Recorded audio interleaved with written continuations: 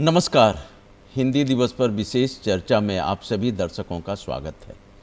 जैसा कि आप सभी जानते हैं कि 14 सितंबर 1949 को हिंदी को कामकाज की भाषा के रूप में, राजभाषा के रूप में मान्यता मिली थी और उसके बाद से 14 सितंबर को हिंदी दिवस मनाया जाता है। हिंदी पूरे देश में सबसे ज़्यादा बोली जाने वाली, समझी जाने वाली भाषा है और यही वजह है कि स्वतंत्रता आंदोलन में आम भाषा जो थी, संवाद की भाषा, वो हिंदी थी। गांधी जी ने इस बात को महसूस किया था कि पूरे देश में आज़ादी का संदेश पहुंचाने के लिए, आज़ादी की भावना, आज़ादी का ज्वर पहुंचाने के लिए एक भाषा की ज़रूरत है जिस भाषा को ज़्यादा से ज़्यादा लोग समझ सकें, बोल सकें। और इसलिए स्वतंत्रता आंदोलन की अगर बात करें तो उसकी भाषा मुख्य रूप से हिंदी थी और सभी क्षेत्रों में, प्रांतों में फिर क्षेत्रीय भाषाएं उस हिंदी के साथ स्वतंत्रता आंदोलन का बिगुल बजा रही थी। अगर हम असम की ही बात करें तो असम में हिंदी के प्रचार प्रसार में गोपीनाथ बरदोलई जी, पीताम्बर देव गोस्वामी, कमल नारायण देव, नवारुण वर्मा, नटवर ठक्कर, देवराज जी, सूर्यवंशी चौधरी, इन सभी लोगों का अपने अपने समय में विशेष योगदान रहा है। नटवर ठक्कर ने नागालैंड जैसे जगह में, मुकुकचुंग के एक दूर दराज के इलाके में, वहाँ पर उन्होंने हिंदी की पढ़ाई आरंभ की और नागा बच्चों को हिंदी सिखाई और आज वही बच्चे, उनके स्कूल से निकले हुए बहुत सारे छात्र आज वहाँ पर हिंदी के शिक्षक हैं। असम में भी अगर बात करें तो असम में हिंदी के प्रचार प्रसार में विशेष भूमिका हिंदीतर भाषी लोगों ने निभाई है। खास करके असमिया भाषी लोगों ने यहाँ पर हिंदी को आगे बढ़ाया है। और अगर हम असम या पूर्वोत्तर की बात करें तो हिंदी क्षेत्रीय भाषाओं के साथ मिलजुल कर आगे बढ़ रही है, एक दूसरे की मदद कर रही है, एक दूसरे का सहयोग कर रही है और एक दूसरे के शब्दों का आदान प्रदान हिंदी में हो रहा है और हिंदी के शब्दों का असमिया में उपयोग हो रहा है। और इस तरह से हिंदी बोलने में सुविधाजनक है। और हिंदी के साथ सबसे बड़ी विशेषता यह है कि लिखने की हिंदी अलग है, मानक हिंदी जिसे कहते हैं, लेकिन बोलचाल की हिंदी में कोई रुकावट नहीं है। हम जाने सकता है आप कहाँ बैठा है, आप कब आएंगे, आप कैसे हो, ये सारी आप अपने अपने तरीके से, जैसे हाफलॉन्ग की हिंदी अलग है, अगर हम गुवाहाटी की बात करें तो गुवाहाटी में हिंदी अलग है, नलबाड़ी की तरफ जाएंगे तो जो क्षेत्रीय भाषाओं का प्रभाव है वह हिंदी में दिखता है। आज हमारे साथ दो खास मेहमान हैं जिनसे हम असम और पूर्वोत्तर में हिंदी और क्षेत्रीय भाषाओं की विकास यात्रा पर बात करेंगे। हमारे साथ हैं अंशु साहडा जी, आप स्तंभ लेखिका हैं, और हमारी दूसरी खास मेहमान हैं रीता मणि वैश्य जी, आप गुवाहाटी विश्वविद्यालय में हिंदी विभाग की अध्यक्ष हैं, सहायक प्राध्यापक हैं और आपने असमिया से हिंदी में अनुवाद का बहुत काम किया है। कुछ दिनों पहले आपने असमिया की जो प्रतिनिधि महिला लेखिकाएं हैं उनकी कहानियों का आपने संकलन किया अनुवाद करके, और शंकर देव पर, माधव देव पर उनके काम का आप हिंदी में लगातार काम कर रही हैं। तो आप दोनों मेहमानों का स्टूडियो में स्वागत है। रीता जी, सबसे पहले मैं ये जानना आपसे चाहूँगा कि किस तरह से असमिया से हिंदी में काम हो रहा है और आपने उस काम को बहुत ज़्यादा महत्व भी दिया है, प्राथमिकता दी है, और किस तरह से असमिया और हिंदी मिलजुल कर चल रही है। जी रवि जी, बहुत ही महत्वपूर्ण सवाल आपका। जैसे हम यहाँ हैं, असम में हैं और हमारी मुख्य भाषा असमिया है, लेकिन हम हिंदी पढ़ते हैं और पूरे पूर्वोत्तर भारत में सिर्फ असम में ही नहीं, हिंदी एक महत्वपूर्ण भूमिका निभा रही है, खासकर संपर्क भाषा के रूप में। और हिंदी का साहित्य भी अभी लोग पढ़ने लगे हैं, पूर्वोत्तर भारत पर आधारित कई रचनाएं होने लगी हैं। असमिया साहित्य का जो भंडार है वो काफ़ी व्यापक है, समृद्ध है। शंकरदेव से पहले माधव कंडली से शुरू होके या उससे भी पहले हम कह सकते हैं कि सराफपाद वगैरह ने यहाँ लेखन का कार्य शुरू किया था। लेकिन भाषा की जो हमारी सीमा रही, असमिया भाषा में ही ये समृद्ध साहित्य रह गए। तो हमें ये अनुभव हुआ कि जब तक इन समृद्ध साहित्य को हम भाषिक इस बंधन से मुक्त नहीं कर देते, एक सेतु के द्वारा इस साहित्य को दूसरी भारतीय भाषाओं तक हम नहीं पहुंचाएंगे, तो हमारी जो सोच है, हमारा जो चिंतन है, विचारधारा है, कवियों साहित्यकारों की जो प्रतिभा है वो सीमित रह जाएंगी। यही इसी सोच के साथ हमने सबसे पहले किया लोहित किनारे शीर्षक एक असम की 10 महिला कथाकारों की जो प्रसिद्ध कहानियां हैं उनका हमने अनुवाद किया, और जिसके लिए 2015 में राष्ट्रीय पुरस्कार भी मुझे दिया गया था जी। उसके बाद फिलहाल माधवदेव द्वारा लिखित आदिकांड रामायण, उसका काव्यानुवाद मैंने संपन्न किया है। वर्तमान शंकरदेव के जो नाट हैं 6 नाट, उन नाटों का तो लिप्यांतरण कई बार हो चुका है। सबसे पहले दशरथ ओझा जी ने यह काम किया था, उसके बाद ये परंपरा चलती रही, लेकिन उनका हिंदी अनुवाद नहीं हुआ था। ब्रजावली भाषा में लिखित है, यद्यपि लिप्यांतरण हुआ है, असमियातर भाषियों के लिए उन्हें समझना मुश्किल है, तो उसका मैंने असमिया हिंदी में अनुवाद किया जी। और माधवदेव के नाटों का भी मैंने अनुवाद किया। लेकिन शंकरदेव के नाटों में से मैंने रुक्मिणी हरण नाट और पारिजात हरण का ही किया है, लेकिन संकलन का काम मैंने किया है। दोनों पुस्तक अभी प्रकाशन के लिए पूरी तरह से तैयार है। और संविधान ने भी ये कहा है कि हिंदी एक ऐसी भाषा है जिसमें हम प्रांतीय भाषा के शब्दों को हम उसमें जोड़ सकते हैं, हम उसमें ले सकते हैं। इसका भी हमने ध्यान रखा, और बहुत सारे असमिया शब्दों को जो हिंदी में उपलब्ध नहीं है, ऐसे शब्दों को हमने वहाँ रखने का प्रयास किया है। नहीं, ऐसे कई शब्द हैं असमिया के जो हिंदी में वो शब्द नहीं है, और अगर उन शब्दों के आसपास तलाश भी की जाती है तो उपयुक्त ऐसा कोई शब्द नहीं दिखता है जो उसके अर्थ को और व्यापक दे सके या उसके अर्थ को व्यक्त कर सके। जैसे हिंदी में, असमिया में एक शब्द काफी ज्यादा पॉपुलर रहा पिछले दिनों, खिलंजिया एक शब्द। अब खिलंजिया का अनुवाद, ऐसा अनुवाद जो खिलंजिया में जो प्रभाव है वो हिंदी में दिखे। अब भूमिपुत्र, भूमिपुत्री, हमने इस तरह से एक चीजें, लेकिन वह प्रभाव नहीं दिखता है। तो हिंदी ने ये शब्द को अपना लिया, असम में खिलंजिया शब्द का पूरा प्रयोग चल रहा है। जैसे खिलंजिया शब्द हो, भूमिपुत्र शब्द हो, इनके साथ असमिया लोगों का आवेग जुड़ा हुआ है जी। उसका सिर्फ अगर सीधा सा अनुवाद करेंगे हिंदी में वो आवेग नहीं आएगा, वो अनुभूति नहीं आएगी। इसलिए ऐसे शब्दों का आपने भी प्रयोग किया है, आपने देखा है मैंने आपके लेखों में भी। तो उसको या तो हम ऊर्ध्वकमा के अंदर रखते हैं या इटलिक्स में रखते हैं, जरूरत पड़े तो ब्रैकेट में उसका अर्थ रख के हाँ दे दे उसी रूप में प्रयोग हो रहा है। हम अंशु सारडा से बात करेंगे, इसके बाद आपसे मैं एक और मुद्दे पर बात करूंगा कि आज अगर हम असम या पूर्वोत्तर की बात करें तो किस तरह से हिंदी तर भाषी लोगों ने हिंदी सीखी, हिंदी में पढ़ाई की, और आज वो हिंदी के शिक्षक हैं, हिंदी का प्रचार प्रसार वो कर रहे हैं, उस पर मैं आऊँगा। लेकिन अंशु सारडा जी, आप बताइए, आप चूँकि हिंदी में लगातार लिखती रही हैं और अभी आपने मानकी जी के बारे में भी पूरा साक्षात्कार लिया, झूमर और झूमर की विशेषताओं पर भी आपने रोशनी डाली है, तो हिंदी में काम काज में क्या आप महसूस कर रही हैं, क्या प्रयोग हो रहे हैं, क्या स्थिति है? असम की अगर हम विशेषकर बात करें तो हिंदी जो है, हिंदी भाषा जो है, यहाँ के स्थानीय लोग बहुत अच्छी तरह से समझ भी पाते हैं, वो बोल भी पाते हैं। वो उसमें थोड़ा सा अगर हम देखें तो थोड़ा सा परिवर्तन के साथ में वो उस भाषा को बहुत अच्छे से बोल पाते हैं, समझा पाते हैं, अपनी बात को, अपने मनोभावों को समझा पाते हैं।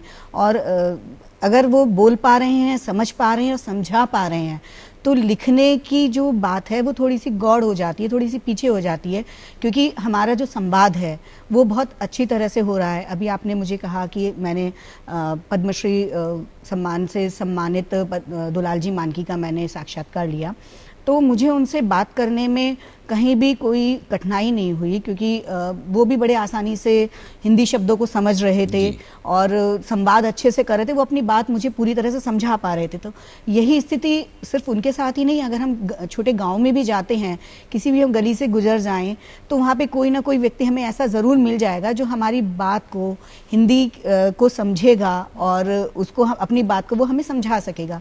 तो जो अगर हम विशेषकर आसाम की ही बात करें तो ये यहाँ पर पूर्वोत्तर में इतनी बड़ी कठिनाई नहीं होती है। हिंदी बहुत अच्छे से समझी जाती है, बहुत अच्छे से समझाई भी जाती है। कुछ थोड़ा सा जैसे आप बोल रहे हैं कि कुछ खाता है, पीता है, कुछ इस तरीके के व्याकरणीय हैं, उसमें थोड़ी सी आप बोल सकते हैं मेल मिलावट हो सकती है, लेकिन वो हमारी संवाद के बीच में वो कहीं भी कोई एक अवरोध पैदा नहीं करती है। यही है। और नहीं, आपने सही कहा कि बोलने की हिंदी और लिखने की हिंदी में अंतर है। और यही हिंदी का जो यही स्वभाव जो है, वो जो भाषा को लेकर बहुत ज़्यादा कट्टरता नहीं है कि ये अशुद्ध हिंदी बोली गई, वो शुद्ध हिंदी बोली गई। तो इसलिए हिंदी में सारे लोग अपनी भावना को संप्रेषित कर पा रहे हैं, बोल पा रहे हैं। जब अगर आप दक्षिण भारत में जाइए तो वहाँ पर उनके बोलने का टोन अलग हो जाता है। स्वाभाविक है कि उनका जो परिवेश है या जो उनके भाषा का जो प्रभाव है वो उनके उच्चारण में या टोन में दिखता है। यही हाल पूर्वोत्तर में भी है। मणिपुर के लोग जब हिंदी बोलते हैं और फिर नागालैंड के लोग जब बोलते हैं तो वो फर्क एक दिखता है। यहाँ तक कि गैर हिंदी प्रदेशों की बात तो छोड़ दीजिए, जो हिंदी प्रदेश हैं उसमें भी बिहार की हिंदी समझ में आ जाती है कि ये बिहारी हिंदी है। जी, बोलियां भी बहुत है। हाँ, बोलियां हैं। और हिंदी की बहुत सारी बोलियां हैं, जैसे अगर आप अवधी है, भोजपुरी है, बुंदेलखंडी है, मगही है, ब्रज है। हाँ। तो बहुत सारी बोलियां हैं। और उन बोलियों के शब्द अगर आप पुराने हिंदी साहित्य को देखें और पुराने साहित्यकारों को देखें तो उसमें तो आपने इस पर ज्यादा अध्ययन किया है कि वहां पर तो इन बोलियों के शब्द भरे पड़े हुए हैं। और कहीं कहीं हमको ये निकलना मुश्किल हो जाता है। वस्तुतः ये जैसे ब्रजावली को लेके एक भ्रम है। जी। तो कोई कहते हैं ये मैथिली भाषा है, कोई कहते हैं ये ब्रज भाषा है, कोई कहते हैं असमिया भाषा का प्राचीन रूप है। लेकिन शब्द भंडार जो है उस समय एक जैसे थे, मतलब हर भाषा के। तो इसलिए निकलना मुश्किल है, निकल लेना मुश्किल है कि दरअसल में किस भाषा के शब्द है। दरअसल में वे शब्द हर एक भाषा के शब्द है। धीरे धीरे भाषा का विकास हुआ और अपनी गति मिल गई भाषाओं को। सबसे बड़ी बात यह है कि हिंदी जो है वो इतनी सर्वग्राही भाषा है कि वो अन्य भाषाओं के शब्दों को वो अपने तत्सम, तद्भव, देशज शब्दों के साथ में जो विदेशज शब्द भी हैं या जो प्रांतीय शब्द भी हैं, क्षेत्रीय शब्द हैं, उनको बहुत जल्दी आत्मसात करके और एक अपना मतलब स्थानीय तरीके से, स्थानीय उससे अपना रूप परिवर्तन करके और उसी तरह से वो वहाँ के लोगों की भाषा बन जाती है। वो सबसे बड़ी बात ये है हिंदी के साथ में कि उसकी सर्वग्राह्यता है उसमें। अब ढेकिया साग तो असमिया में नहीं, ढेकिया साग और कहीं मिलता ही नहीं है, तो अब उसकी जगह क्या अनुवाद होगा? जी। तो वो तो ढेकिया साग ही वहाँ पर वहाँ पर उपयोग करना होगा। और आपने आपके अनुवाद को मैंने देखा है कई जगह जो असमिया के जो ग्रामीण परिवेश के जो शब्द हैं उनका आपने बहुत ही बेहतर उपयोग किया है। जैसे आता, आइटा, हिंदी में उसके लिए अलग शब्द है, काका कह सकते हैं, दादा, नाना, लेकिन मैंने आता रखना ही अधिक श्रेष्ठ समझा, अच्छा लगा मुझे। आता, आइटा, इन शब्दों को मैंने उसी रूप में रखा है। देवता उसी रूप में रखा। हाँ, देवता। अच्छा, देखिए ये कितना पवित्र लगता है, देवता जी। मैंने वो मेरे लिए, अब जैसे हिंदी में बात करें तो देवता मतलब भगवान, देवता समान, देवता समान। हाँ। तो पिता को देवता शब्द, और ये जब मैं प्रयोग करता हूँ दूसरे क्षेत्रों में कि भाई असम में तो पिताजी को देवता बोलते, तो अरे क्या माने क्या प्रयोग है शब्दों का। तो ये मुझे लगता है ये जो विशेषण है ना, इनका उपयोग, और हिंदी में यही ये काम हुआ। हिंदी जो आज सर्वग्राही है या सब, अब जैसे असम में जो हिंदी बोली जाती है उसमें असमिया शब्दों का प्रयोग होता है। साउथ की बात है तो वहाँ पर साउथ के स्थानीय शब्द उसमें प्रवेश कर जाते हैं, इसलिए वहाँ के लोगों को बोलने में और समझने में सुविधा होती है। जी। और मैं आपसे वही जानना चाहूँगा जो मैंने पहले भी चर्चा की कि आज पहले यहाँ पर हिंदी के प्रचार प्रसार के लिए बहुत प्रचारक भी आए थे, जी लेकिन आज आप देख लीजिए सारे यूनिवर्सिटी की बात करें, स्कूल की बात करें, हर जगह पर जो असमिया भाषी लोग हैं वो हिंदी सीखकर हिंदी में डॉक्टरेट करके और शिक्षण कर रहे हैं, जी पढ़ा रहे जी हैं। ये पूरे अगर पूर्वोत्तर को देखें, ऐसे बहुत व्यक्तित्व हमें मिले जिनके प्रयास से ही हिंदी यहाँ फल और फूल रही है। उनमें से अगर मैं नाम लूँ, मिजोरम से सी कामलोबा जी, पद्मश्री पुरस्कार भी उनको मिला हुआ है। असम से अगर नाम ले तो बापचंद्र महंत, जिन्होंने शंकरदेव के बरगीतों पर भी अच्छा काम किया है। फिर चित्र महंत जी वे रहे। अब की अगर बात करें तो देवेंद्र सुदामा जी, हाँ, उन्होंने अच्छा काम किया। अभी नवरन वर्मा जी का आपने जिक्र किया है। वर्तमान में अगर करें तो डॉक्टर अमूल्य चंद्र बर्मन जी सर है। फिर गोलोक चंद्र वैश्य जी हैं, दशरथ बर्मन जी थे, उन्होंने भी कुछ काम किया है। ये मतलब हमसे एक पीढ़ी पहले करके गए हैं, अभी भी कर रहे हैं। और वर्तमान में अगर मैं नाम लूँ, त्रिपुरा से मुझे डॉक्टर मिलन रानी जमातिया का नाम लेना है। जमातिया बहुत हाँ, अच्छा बहुत काम कर रही है वे, और लोक साहित्य पर उनका ध्यान अधिक रहा है। मणिपुर से अगर नाम लेना हो तो मुझे ई विजयलक्ष्मी जी, उनका नाम लेना है। डॉक्टर ई विजयलक्ष्मी जी बहुत अच्छा काम कर रही हैं। ईटानगर में आनिया जी, आनिया टाना जी, डॉक्टर आनिया टाना जी हैं। उनको तो 2018 में विश्व हिंदी पुरस्कार मिला है हिंदी सेवा के लिए मॉरिशस में। जी, मैं था वहाँ, आप भी थे? हाँ, मैं भी थी वहीं पे। और मेघालय से फिल्मिका मारवाणियांग, डॉक्टर फिल्मिका मारवाणियांग, इस तरह से कुछ यहाँ के लोग उभर के आ रहे हैं जिन्होंने अपने प्रयास से हिंदी के विकास के लिए कोई महत्वपूर्ण काम किए हैं। और इन्हीं से मतलब लोग हमारी संस्कृति को, हमारे समाज को, हमारे साहित्य को असम से बाहर, पूर्वोत्तर से बाहर लोग जानने लगे हैं। हिंदी की पत्रिकाएं निकल के आ रही हैं, जैसे आपको पता है पूर्वोत्तर सृजन पत्रिका है, लोहित साहित्य सेतु द्विभाषिक पत्रिका है, शोध चिंतन पत्रिका है, इस तरह से, और कांगला है। इस तरह से मतलब स्थानीय लोगों द्वारा प्रकाशित ई पत्रिकाएं भी अभी आने लगी हैं। और उसमें ई पत्रिका में सुविधा है कि लोगों तक पहुंच भी तुरंत हो जाती है जी, और उसको प्रकाशित करना भी ज़्यादा अपेक्षाकृत सस्ता है। उसमें जो प्रकाशन का जो खर्च है वो उसमें कम नहीं ले होता रहा है, और पूरी दुनिया के लोग उसे देख सकते हैं। ई पत्रिकाओं के संदर्भ में हमने एक बात पर विशेष ध्यान रखा, जैसे कोई असमिया बिहू गीत है जी, हम उसका लिप्यंतरण करते हैं पहले, उसके बाद अनुवाद, मतलब असमिया भाषा का स्वाद भी पाठकों तक चले। हर एक भाषा, मिजो भाषा का कोई साहित्य हो, खासकर कविता और लोकगीत, इन सब का हमने पहले लिप्यांतरण किया, फिर उनका अनुवाद किया। अभी मुझे एक जानकारी मिली, डॉक्टर भूपेन हजारिका का वो गीत मानवे मानवर बाबे, उसका भोजपुरी में अनुवाद हुआ और लोगों ने मंच पर भोजपुरी में उसको गाकर भी सुनाया, पूरा कोरस के साथ और ये सारी चीजें। तो कई प्रयोग हो रहे हैं। आप अंशु जी थोड़ा सा यहाँ पर जो हिंदी में लिखा पढ़ा जा रहा है उसके बारे में थोड़ी सी रोशनी डालें, चर्चा करें।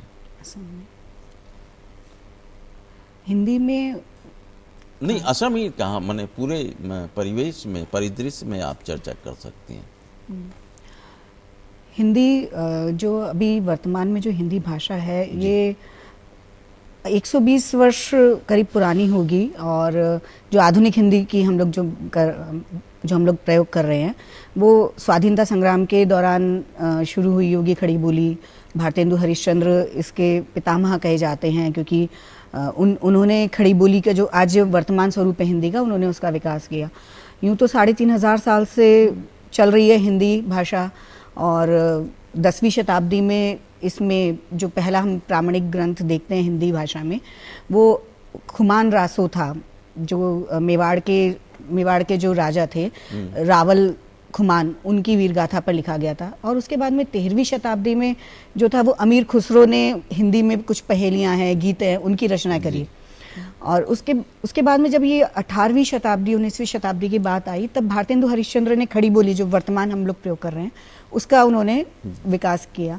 उसके बाद में ये स्वरूप जो है ये बदलता जा रहा है, बढ़ता भी जा रहा है, इसमें परिवर्तन भी हो रहे हैं।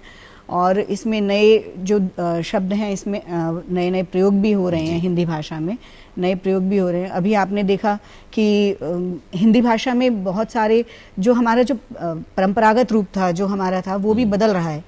उसमें व्याकरण भी उसमें बदल रही है, और उसका लिखने का जो तरीका है वह भी बदल रहा है।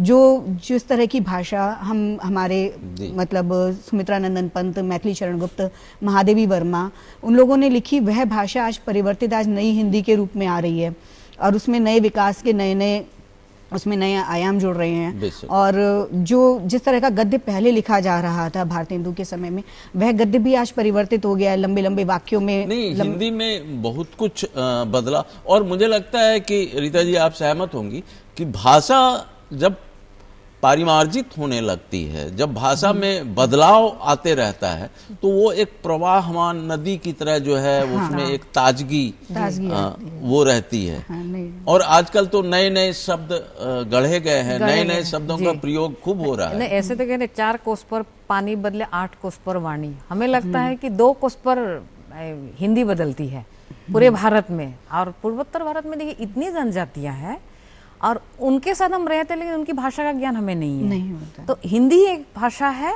कि उसके जरिए हम वार्तालाप करते हैं, संपर्क बनाए रखते हैं। तो जनजातीय लोग भी हैं, अपने शब्दों का प्रयोग करते हैं, हम भी असमिया शब्दों का प्रयोग करते हैं। इस तरह से हिंदी मतलब यहाँ कोस कोस पे बदल रही है। और मैंने अरुणाचल में भी देखा है कि एक जनजाति दूसरे जनजाति से या तो असमिया में नहीं तो या हिंदी में बात करती है। हिंदी असल में एक सेतु भाषा का काम कर रही है। और हिंदी में ये एक विशेष गुण है कि मतलब जैसे अंग्रेजी हमको नहीं आती तो लोग हंसेंगे कि क्रिया गलत हो गई वगैरह, हिंदी में सब माफ है। हाँ। अरुणाचल में जाएंगे, हर लड़की होगी हम जाएगा हम खाएगा, हर कोई कहता है हम जाएगा हम आप खाएगा। कहाँ बैठा है, आप कहाँ ठहरे हैं जी। तो बोलना जरूरी है। कहते हैं भाषती इति भाषा, जो भाषित होती है वही भाषा है। तो हिंदी में ये गुण है कि आप जो भी बोलिए, असमय में तो लोग ऐसा बोलते हैं अपनी को जबो है, उसको भी हिंदी में मान लेते हैं, ऐसा मतलब मजाक मजाक में कहा जाता है। तो ग्राह्य इतनी है हिंदी में, ये ग्राह्य जो गुण है इतना है, इसी से इसका विकास हो रहा है, तेजी से विकास हो रहा है। और मैं ये भी साथ में बोल दूं कि 1970 में गुवाहाटी विश्वविद्यालय के हिंदी विभाग की स्थापना हुई थी। सबसे पहला ये हिंदी विभाग है पूर्वोत्तर भारत में, अब हर राज्य में है। और इतनी संख्या में स्थानीय विद्यार्थी यहाँ पढ़ने आते हैं, 200 से करीब ज़्यादा यहाँ मतलब आवेदन पत्र आते हैं, 55 को हम दे पाते। कई शोध हो रहे हैं, और हमारा ध्यान इसमें है कि तुलनात्मक में हम काम करें। असमिया और हिंदी को जोड़ने के लिए असमिया साहित्य के किसी विशेष पहलू के साथ हिंदी साहित्य के किसी विशेष पहलू या साहित्यकार या साहित्य का हम तुलनात्मक कराने में अधिक ध्यान दे रहे हैं। नहीं, ये तो बहुत अच्छा प्रयोग आप कर रही। और मैं ये भी लोग नेहू में भी खासी और जंतिया को लेकर काफी गंभीर काम हुआ। नेहू का जो हिंदी विभाग है उसमें कई लोगों ने काफी अच्छा काम किया है। अंशु जी, अभी आपको हिंदी का भविष्य या हिंदी की स्थिति क्या लगती है? एक संक्षिप्त आपकी राय जानना चाहूँगी। हिंदी बढ़ रही है और आगे कर ही रही है। यही वजह है कि आज अंतर्राष्ट्रीय स्तर पर भी बुकर पुरस्कार है गीतांजलि श्री की हिंदी की रेत समाधि को मिला है। तो हिंदी का इसलिए भविष्य तो अवश्य उज्जवल ही है, क्योंकि अन्य देशों के भी विद्यार्थी, अन्य देशों में भी विश्वविद्यालयों में हिंदी विभाग की स्थापना की गई है, और अन्य देशों के विद्यार्थी भी हिंदी पढ़ने के लिए भारत आ रहे हैं। तो नहीं, आपने बहुत सही कहा कि हिंदी की सबसे बड़ी जो खूबी है कि ये है कि सबको लेकर चलने की जो इसकी प्रवृत्ति है, सहज है। और मुझे ये लगता है कि इस पर ज़्यादा ध्यान नहीं देना चाहिए कि कौन कैसी हिंदी बोल रहा है, बजाय ये देखना चाहिए कि वह अपने संवाद को प्रकट कर पा रहा है। और हमेशा हिंदी बहुत ही सहज और सरल भाषा है।